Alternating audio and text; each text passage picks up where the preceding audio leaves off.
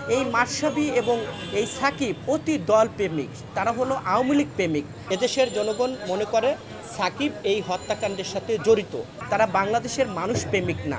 বাংলাদেশের মানুষ তাদেরকে ভালোবাসা দেখিয়েছিলেন, কিন্তু বাংলাদেশের মানুষের সাথে এই সাকিব এবং মাশরাফি প্রতারণা করেছেন। এদেশের জনগণ সাকিবকে ভালোবাসার একটি জায়গায় দাঁড় করিয়েছিল, বসিয়েছিল, কিন্তু যখনই দেখলো যে গণমানুষের বিরুদ্ধে সাকিব যে আওয়ামী লীগের যে সভানেত্রী তার পা চেটে এমপি হওয়ার জন্য জনগণের বিপক্ষে যে সংসদে গিয়েছেন, আমরা দেখেছি দেশে এবং বিদেশে তাকে ডিম ছুঁড়েছে, ভুয়া বলেছে।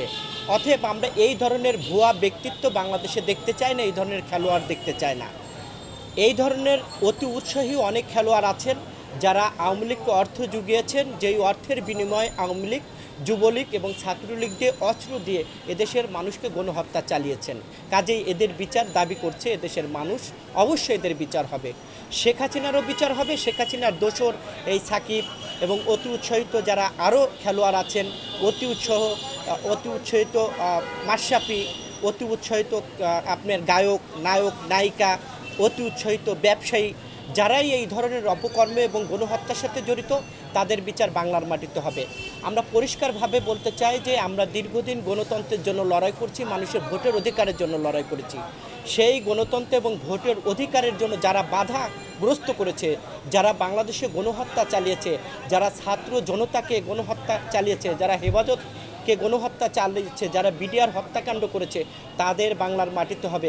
দেখুন, মজার বিষয় হলো, আমরা গতকালকে দেখলাম যে বাংলাদেশে একজন প্রভাবশালী সাবেক বিচারপতি, আপনি দেখেছেন যে সারা বাংলাদেশের মানুষকে উনি তুচ্ছ তাচ্ছিল্যতা এবং রাজাকার বলেছেন, কিন্তু তার কি পরিণতি হয়েছে আমরা গতকালকে দেখেছি যে সিলেট থেকে সে পালিয়ে যাওয়ার জন্য ভারতে চেষ্টা করেছিল। ব্রিটিশ পাসপোর্ট, বাংলাদেশি পাসপোর্ট, এমনকি 50 থেকে 60 লক্ষ টাকা, এমন ভারতীয় রুপি, সেই মানিকের কি অবস্থা হয়েছে। সাকিব আল হাসান সাকিবকে একটু স্মরণ করতে আমি বলছি। তবে এই সাকিবকে বিচারের কাঠগড়ায় দাঁড়াতে হবে এবং এদেশের জনগণ এই সাকিবকে বিচার অবশ্যই করবে। বাংলাদেশের জনগণের টাকায় আপনি খেলে আনন্দ ফুর্তি করে মানুষের বিপক্ষে যে শেখ হাসিনার বাহাবা দেবেন আর এদেশের মানুষ বসে থাকবে, তা হবে না। অবশ্যই সাকিবের বিচার হবে বাংলাদেশে। এই সাবেক বিচারপতি মানিকেরও বিচার হবে এবং দেখেছেন যে তিনি কলার পাতায় কিভাবে শুয়ে আছেন, কিভাবে রশি বাঁধা, তার যে ধরনের পরিণতি হয়েছে এই সাকিবের ওই ধরনের পরিণত হবে এবং মাশরাফির ওই ধরনের পরিণত হবে।